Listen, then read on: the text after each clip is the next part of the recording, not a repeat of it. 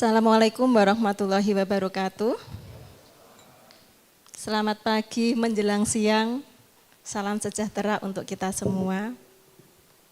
Yang saya hormati Bapak Rektor, Dr. Inyoman Soekarna Eskar M.Hum, Bapak Wakil Rektor Akademik, Prof. Bambang, siap menjadi muridnya Prof. Bambang. Kemudian Bapak Kepala Biro Perencanaan Keuangan Umum, Bapak Prastowo Sunu Esos MM. Kemudian tadi baru kenal di jalan gitu ya, Bapak Kepala UPA Dokumentasi dan Koleksi Seni. Kemudian juga Bapak Kepala LPPM-nya. Dan juga saya ucapkan selamat kepada tim penyusun inventaris arsip penelitian dan pengabdian kepada masyarakat 20 tahun perjalanan dari 98 hingga 2018. Sekali lagi mohon tepuk tangannya untuk sebuah karya yang luar biasa. Saya ucapkan terima kasih, saya diundang ke sini, saya merasa dapat rumah. Kalau beberapa tahun saya seperti penggelandang sendiri gitu ya. Seperti sendirian di rumah sendiri, mencari yang bisa sedikit memahami, kalau tadi Pak Jamal bilang kenakalan begitu ya. Kemudian di sini saya bertemu dengan para guru, terima kasih sekali saya diberikan rumah di sini. Terus terang saya sangat bahagia mendapatkan atmosfer di sini, saya seperti bertemu dengan rumah, bertemu dengan sumber air yang selama ini saya cari. Terus terang saya kemarin-kemarin itu seperti rasanya sendirian. Gitu ya. Sekarang saya mendapatkan saudara. Terima kasih Bapak, terima kasih semuanya. Saya sudah diundang untuk ke rumah ini. Izin pada pagi hari ini saya sedikit sharing tentang arsip dan seni. Sesuatu yang mungkin sekitar 10 tahun yang lalu mulai saya jatuh cinta. Dan karena ini juga saya sering berkonfrontasi dengan beberapa pihak, baik di rumah sendiri maupun dengan lembaga pembina kearsipan saya begitu. Dan sekarang justru saya diberikan kesempatan untuk menceritakan kenakalan saya. Sebelumnya saya ada satu video, izin kita tonton sebentar. Kalau ada bisa aja. Nah itu benteng keraton. Oke.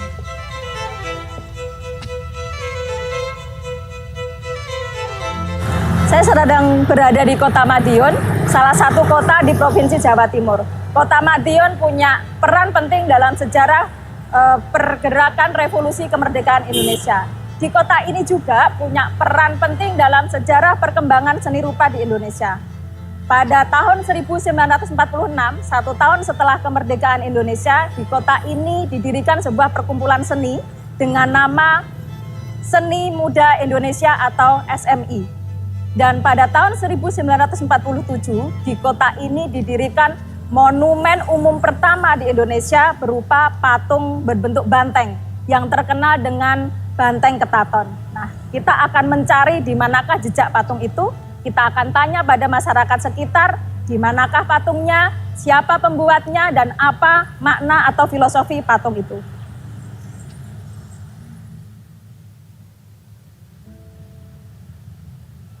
Mas, udah lama tinggal di Madiun? Sudah lama. Oke. Mas tahu nggak di Madiun katanya ada patung Banteng Ketaton? Oh iya tahu. Di mana Mas lokasinya? Itu kalau nggak salah di stadion. Di stadion. Namanya stadion apa? Stadion Wilis. Stadion Wilis. Mas tahu nggak siapa pembuat patung Banteng Ketaton? Kurang tahu. Kalau patung itu sendiri ceritanya apa? Maknanya apa, Mas?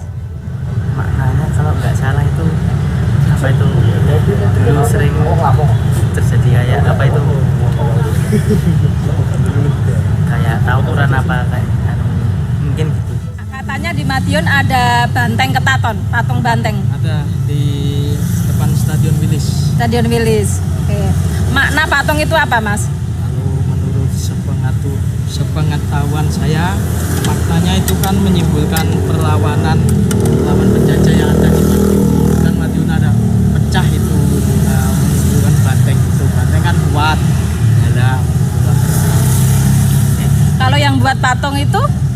buat Mas. patung saya kurang paham.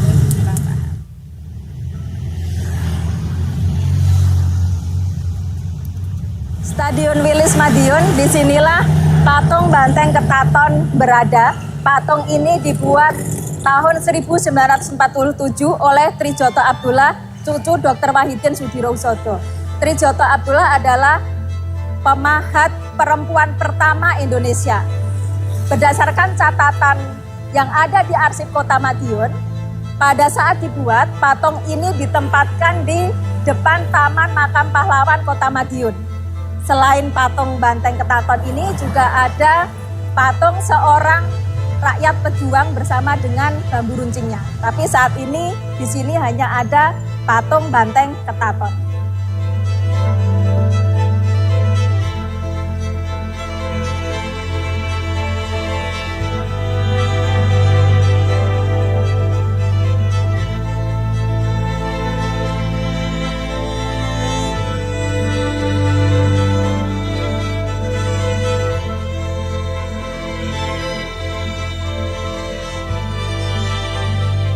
Patung ini punya makna sebagai apresiasi terhadap semangat perjuangan rakyat Madiun ketika melawan agresi militer Belanda pertama.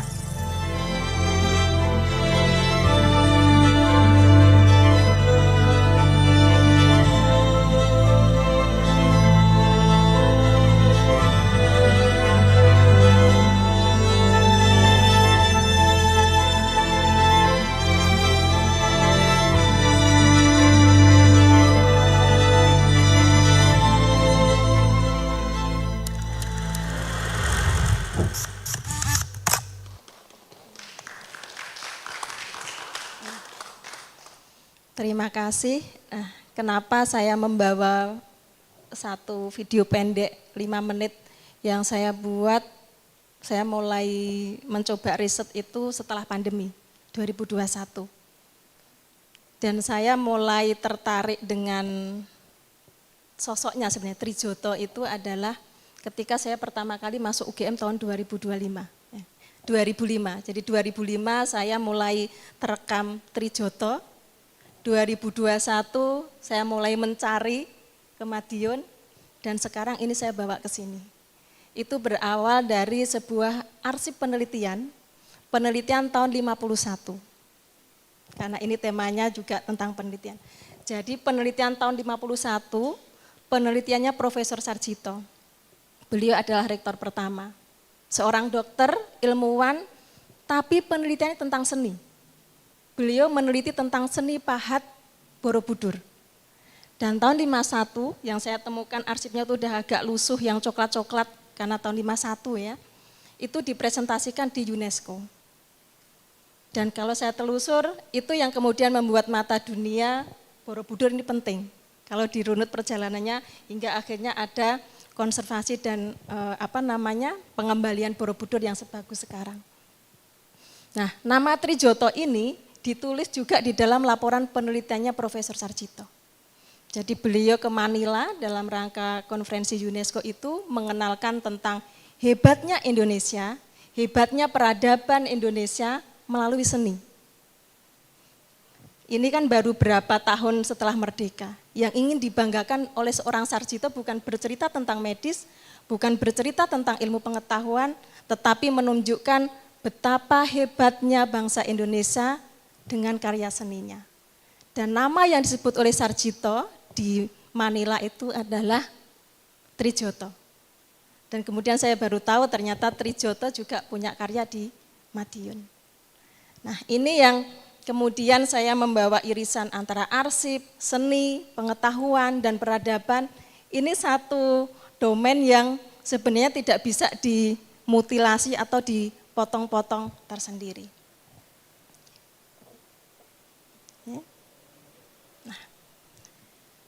Kebetulan di sini banyak teman-teman saya, ini juga seperti reuni, teman seangkatan kuliah ada, kakak angkatan ada, adik angkatan ada, mahasiswa juga ada, dengan background arsip. Maka mari kita kembali sedikit memahami tentang arsip, tetapi saya tidak akan membawa definisi yang mungkin sering dipahami oleh teman-teman, tapi kita kembali ke esensi. Karena esensi ini yang menjadi pijakan saya ketika saya bermanuver. Yang saya pegang adalah arsip itu sebagai rekaman kegiatan atau peristiwa. Jelas, recorded information. Di undang-undangnya juga begitu. Kalau kemudian akhirnya saya sedikit lari ke seni, ke budaya, saya enggak lepas dari pijakan saya. Jadi arsip bukan hanya sebatas naskah dinas yang mungkin orang melihatnya tadi dokumen-dokumen. Arsip adalah semua informasi. Kalau tadi Pak Rektor menyampaikan, ada piringan hitam, ada apa. Ya selama informasi itu terekam, itulah arsip. Itu pijakan saya. Sehingga sebenarnya kita bisa bermanuver sangat luas. Ya, untuk geraknya itu bebas. Kadang yang mempersempit gerakan itu adalah pemaknaan kita sendiri. Yang kemudian membawa arsip itu sebatas ke technical handling, ke ranah administrasi yang muaranya seolah-olah hanya satu titik yang ingin kita tuju, yaitu akuntabilitas. Sebenarnya arsip lebih luas dari itu. Apalagi nanti kalau kita berguru dengan Prof. Brambang, saya justru ingin sekali mencoba arsip dengan filsafat. Dia sebagai sumber ilmu, saya belum menemukan guru. Mungkin mulai hari ini saya berjodoh dipertemukan dengan guru saya. Sudah lama saya berangan-angan untuk arsip dengan filsafat ini seperti apa irisannya. Begitu. Itu yang pertama, arsip sebagai rekaman peristiwa atau kegiatan. Kemudian arsip seni itu seperti apa? Ya berarti adalah dokumentasi atau rekaman ya terkait seni. Sehingga kita bisa kok ada arsip medis, arsip seni, mau arsip tentang politik, ya arsip ini adalah medium, alat. Sedangkan seni, politik ini adalah isinya, kontennya. Nah itu yang perlu kita istilahnya kesepakatan atau pemahaman yang perlu kita bangun, terutama untuk teman-teman yang bergerak di bidang kearsipan. Bukan bahwa arsip bukan hanya sebatas administratif atau kepentingan administrasi. Kemudian di dalam arsip seni, menurut saya yang menjadi unsur-unsur pentingnya diantaranya adalah karya seni itu sendiri. Kalau di sini misalnya tadi kayak patungnya, ini adalah hasilnya. Kemudian dokumentasi prosesnya.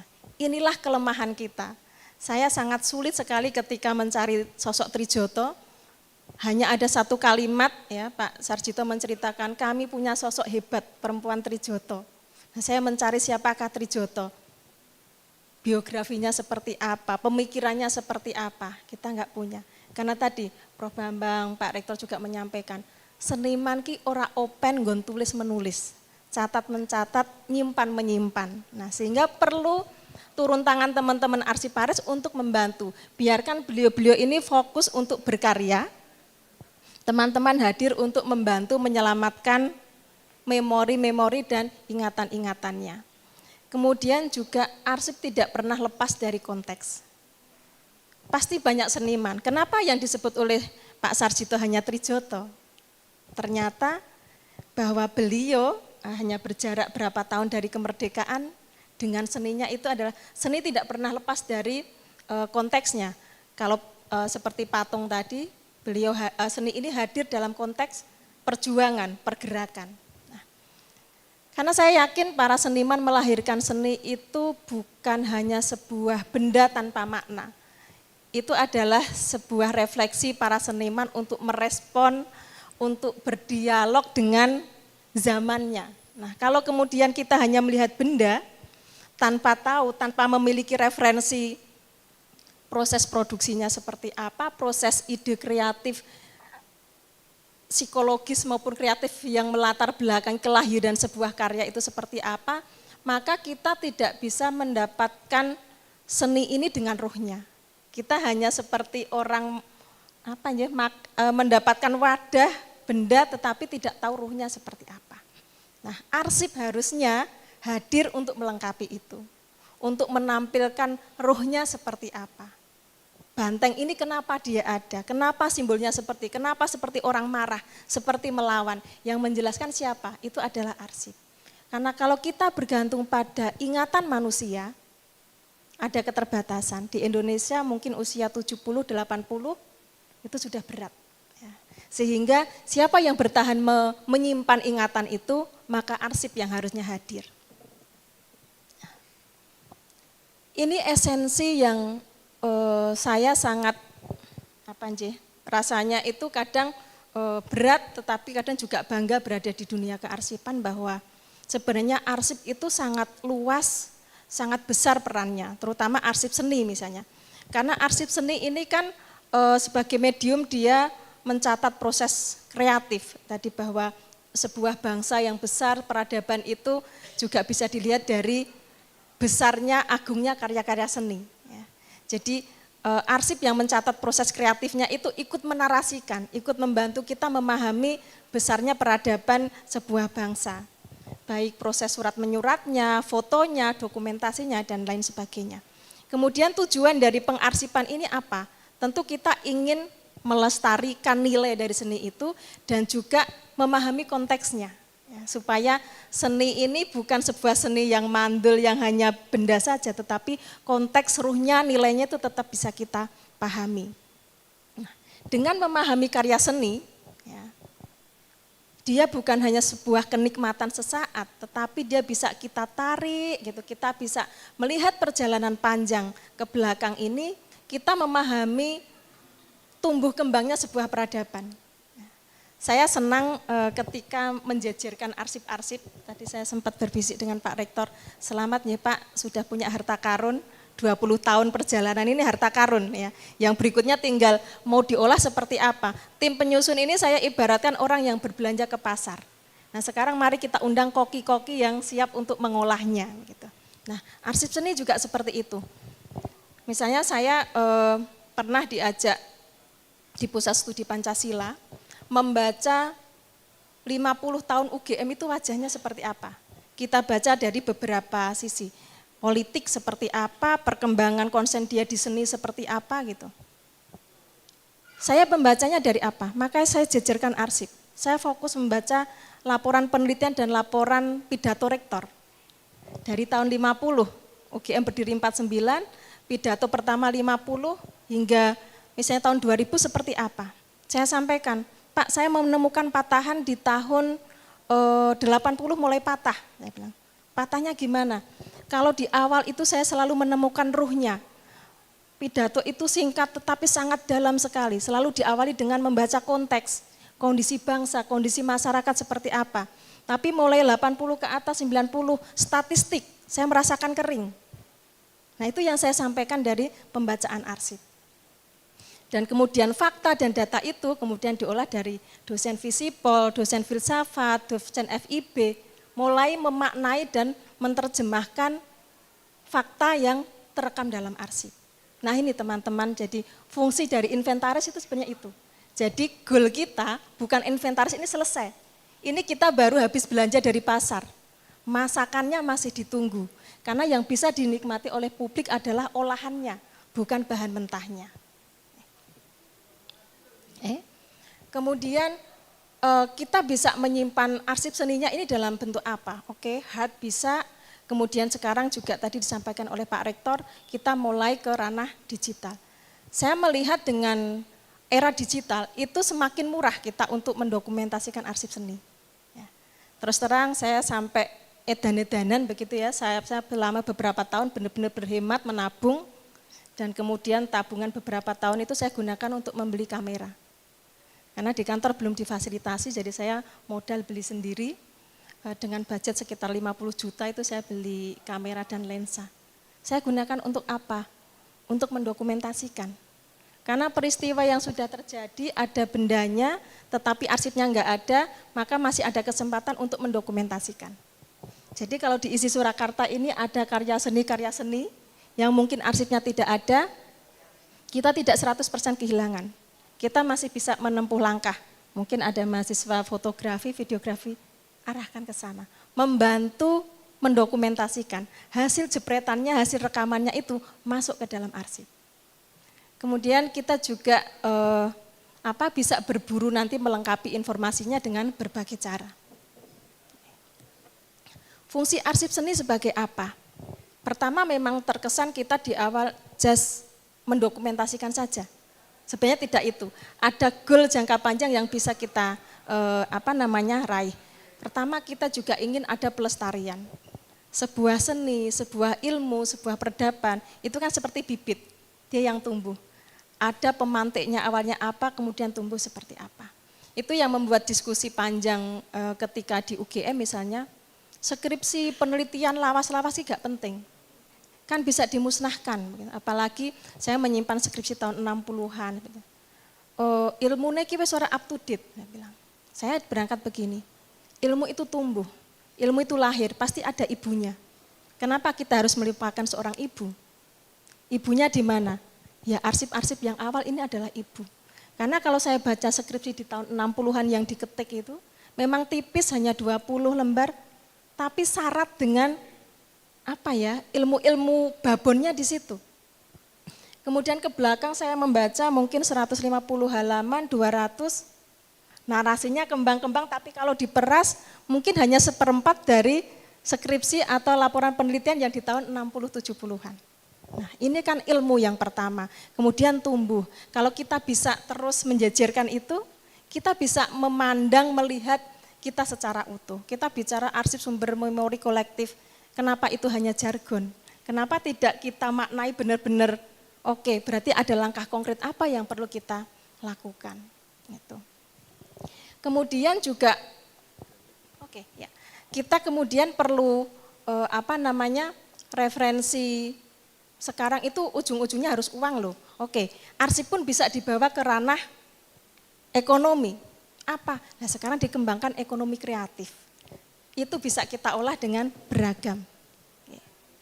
Nah ini mungkin yang penting kita pahami dari arsip seni itu apa yang perlu kita arsipkan. Pertama karyanya itu sendiri, hasil seninya seperti apa. Seperti banteng ketaton atau seperti lukisan ya. Kemudian prosesnya, ini yang sering lupa. Kita memahami karakter seniman yang mungkin kurang aware dengan pengarsipan begitu. Nah proses kreatifnya itu juga perlu didokumentasikan. Kemudian yang ketiga adalah siapa di belakang karya seni itu. Karena karya seni ini saya anggap seperti anak, maka pasti kita perlu tahu siapa sih yang melahirkan karya seni ini. Tiga ini yang menjadi domain untuk pengarsipan seni. Karyanya, prosesnya seperti apa, kemudian juga tokohnya atau penciptanya. Oke. Kalau di Jogja mungkin ada IFAA, ini sebuah NGO yang concern di pengarsipan seni. Dia bukan lembaga pemerintah, justru yang hadir itu adalah organisasi atau NGO yang dengan kemandirian mereka concern di situ. Ya. Oke. Nah, penciptaannya bagaimana? Supaya kita punya arsip seni ini kira-kira apa yang perlu kita lakukan? Oke, arsip seni bisa tercipta secara natural, artinya memang sudah ada arsipnya, kita tinggal kolek saja, atau kita bisa hadir mendokumentasikan. Jadi yang nggak ada arsipnya kita bisa ciptakan. Dengan apa? Oke, arsipnya bisa kita foto atau video. Narasumbernya, penciptanya masih ada, kita bisa hadir, kita bisa melakukan oral history, wawancara, menggali. Ya, jadi kita bisa melakukan pendekatan itu. Kemudian juga penelusuran atau akuisisi. Tahun kemarin misalnya saya mendampingi Kementerian Perindustrian untuk menggali tentang batik. Ya, seni batik itu seperti apa. Jadi hampir selama 1 tahun kami riset dengan kemarin menemui ada tokoh namanya Pak Sewan. Pak Sewan itu adalah tokoh batik yang menemukan teknologi batik dan beragam motif batik. Semua ahli warisnya kita kumpulkan, mereka mengeluarkan semua benda peninggalan Pak Sewan. Ada arsip penelitian zaman dulu, kemudian menemukan teknik pewarnaan dan segala macam. Itu kemudian kita minta izin, kita dokumentasikan. Semua anaknya juga kita wawancara. Goalnya nanti akan kami buat sebuah dokumenter, ini kolaborasi dengan Kementerian Perindustrian. Tantangannya apa sih dalam mengelola arsip seni? Gitu ya. Tantangannya banyak, tetapi itu juga bisa dianggap kita peluang. Belum ada regulasi, belum ada panduan, belum ada contoh di Indonesia begitu ya, seperti apa sih pengarsipan seni gitu. Karena dia belum ada, maka kesempatan kita untuk menciptakan. Kuncinya di situ, karena belum ada, maka itu kesempatan kita untuk melakukan, boleh dikatakan trial and error, tetapi selama kita masih punya pijakan yang pertama tadi, konsep arsip seperti apa kita pahami, manuvernya bisa kita lakukan. Pemanfaatan izin saya sampaikan sedikit ya. Ya. Ini potensi pemanfaatannya mau seperti apa? Nah, arsip bisa kita hadirkan sebagai media untuk pelestarian seni. Ya. Arsip juga sebagai sumber untuk melahirkan karya seni. Jadi ada dua sisi. Arsip datang untuk menyelamatkan seni, atau arsip ini sebagai resource untuk melahirkan karya seni. Nah, ini yang tadi arsip penelitian 51, kemudian saya coba bawa ke menjadi karya seni, kita buat sebuah dokumenter yang waktu itu dilonceng oleh Pak Rektor di Balai Senat UGM, kemudian ditonton bersama, dan juga kita buat pameran, ini saya katakan sebagai aktivasi arsip. Saya ingin membunyikan arsip. Arsip bukan hanya tumpukan aja, arsip ini harus dibawa keluar, biarkan dia berdialog dengan masanya. Biar dia menyampaikan pesan yang direkam oleh si pemiliknya untuk dititiskan kembali.